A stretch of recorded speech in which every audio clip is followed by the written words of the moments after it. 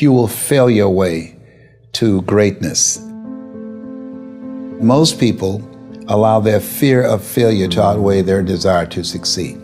When you're willing to fail again and again and again, when you make up your mind to become unstoppable, when you make up your mind to become a no matter what person, then that will then give birth to a part of yourself that you don't know right now. Imagine, if you will, being on your deathbed and standing around your bed, the ghost of the dreams, the ideas, the abilities, the talents given to you by life, and that you, for whatever reason, you never went after that dream. You never acted on those ideas. You never used those talents. You never used those gifts. And there they are standing around your bed looking at you with large angry eyes saying, "We came to you, and only you could have given us life. And now we must die with you forever." See, most people stop short of their dreams and park and get off the highway of life because of the rejections of life. You will always be rejected. It's no big deal. Jack Canfield said rejection is a myth. It's not like when somebody says no and then they slap you. No, it's just, to me, make no your vitamin. Get excited about the no. Why? Because every time someone says no, that brings you another step to a yes. You're getting closer. Trust me, you will win if you don't quit. You will win if you don't quit. Even a broke clock is right twice a day. As you go through the challenges of life and you look at it and embrace whatever comes to you, don't run from it. Step toward it. Don't try and duck it like most people do. See, most people want it easy. See, easy come, easy what? Easy go. See, but when you go at what you're going to deal with and you deal with the difficulties of it, when you handle those hard things close at hand, making those hard decisions right now that you don't want to make, learning those things that you don't like to do, but you know that in order for you to get where you want to go, this is one of the hoops that you have to flip through. And I'm saying to you, whatever you got to do it, because if you don't, life is going to whoop you until you surrender. You have something that you brought to the universe, and that if you decide that my life deserves my developing this what I do well, and becoming the best at it, and mastering myself, and seeing what I have within me, if you decide to drop your buckets where you are and develop your gifts, I grant you, you'll never ever be without. I grant you that your gifts will take you places that will literally amaze you. I grant you that if you begin to work to develop your gifts, you'll develop a strong sense of happiness. You'll get a larger vision of yourself, because part of beginning to get a larger vision of yourself, all of us need some area of our lives where we can have a feeling of competence. That people know when they think about this area, that's something you do. That you eat and sleep that. And that you do that. You do that. Changing is not easy. That changing your life, changing habits, reinventing yourself, picking yourself up after life has knocked you flat on your back. I've got to say, when life knocked you down, try and land on your back, because if you could look up, you could get up. Well, that sounds cute, but that's not easy. When I was diagnosed with prostate cancer 17 years ago, that first time that happened, I said, hey, I can handle this. Then when it came back a year later, last year, 17 years later, and this time it metastasized to 7 areas of my body and ate 40% of my T1 vertebrae. Now the stakes are higher. It's this life saying, okay, Mr. Motivator, you beat cancer the first time. What you gonna do now? I started laughing. When the doctor told me, he said, why are you laughing? Are you in denial?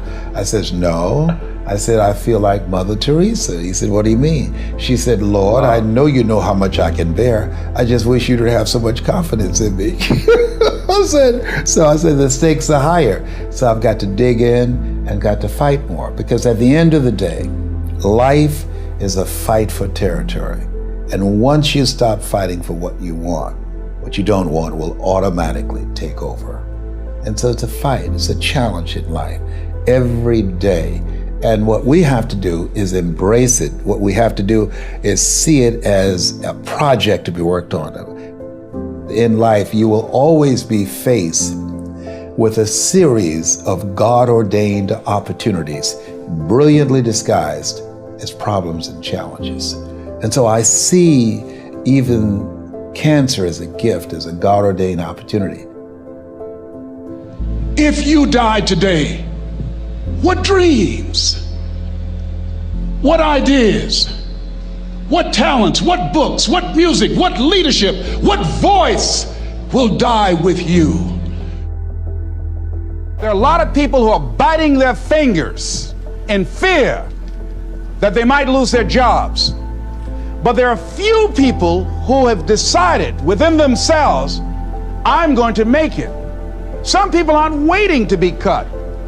Some people are moving on their own because they feel within themselves, I've got what it takes to make it. They're not afraid about tomorrow because of how they see themselves, because of what they feel that they deserve, because of what they feel that they can create for themselves. Because these people have decided, as they look at the future, as they look at themselves, there's a way. Where there's a will, there's a way for me to begin to create a way out of no way. And when you have that kind of consciousness, when you have that kind of spirit, nothing can stop you. Nothing.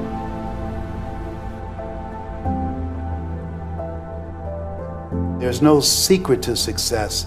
There's a system to success. And no matter what organization you become a part of, the system works if you work it. If you don't work it, it won't work. But it works if you work it. And that's one 4-letter word that most people don't like. They're not willing to work. There are winners, and there are losers, and there are people who have not discovered how to win. And all they need is some coaching. All they need is some help and assistance, just a little support. All they need is some insight or a different strategy, a plan of action to make some adjustments that will open up the key to a whole new future for them, that will give them access to the unlimited power that they have within themselves. That's all that they need.